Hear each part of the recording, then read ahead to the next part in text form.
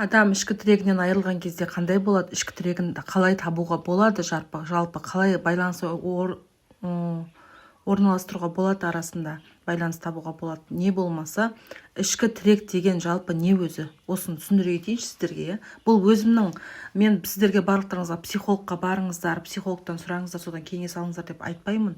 Мен өмірімде бір-ақ рет жаман аурумен онкологически ауырған кезде ғана сол больница бізге тегін психолог берген кезде ол кісімен жұмыс істегем. Жалпы менің алған өзімнің тәжірибем ғой, бұл менің өзімнің өмірімде алған тәжірибем сіздермен бөлісіп отқаным. Біріншіден, менің ішкі тірегіммен байланысып жоғалған кезде мен көбінесе қарызда жүрдім. Көбінесе, үнемі емес, бірақ көбінесе қарызда жүрдім. Одан кейін менде ол қалай проявляться етті? Ол менде қонақты көп шақыра беретінмін үйге. Маған елдің бәрінің вниманиясы қажет, мені мақтаулары қажет, үй тап-тұйнақтай деп айтсын, үнемі қазанда тамақ үзілмейді деген сияқты. Қонақ күтіп, адамның, елдің бәрінен көңілінен шығу менің ойым тек қана сондай болды да. Зависиммін ғой, былайша айтқанда, адамдардың мен туралы ойына. Одан кейін, одан қалмай құрдастарымды бір көп жерге басымыз қосып, мүлдем бір жерде бас қосуды көп ұйымдастырып, ақыл кеңес көп беретінмін да. Балаңмен араң онша емес сияқты, сен былай істесе, қызыңмен араң жақсы емес сияқты, былай істе, жолдасыңмен бүйтсең тіл табысасың деген сияқты.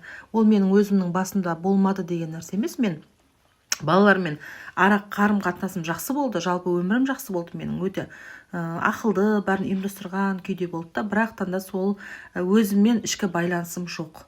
Өзімді тыңдамаймын мүлде. Жұртқа сол махаббатты бергішпін, көңілді бергішпін, ақылды бергішпін.